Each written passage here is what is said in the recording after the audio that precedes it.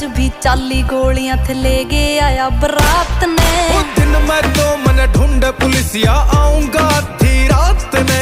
अखबारों की हेडलाइन में बंदा जो मेरे साथ में। वो दिन मैं तो मन ढूंढे पुलिसिया आऊंगा आधी रात ने।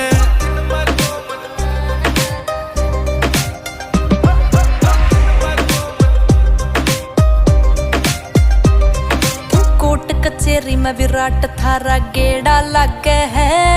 वो मित्र काले कोट आला ये मारे सगे है।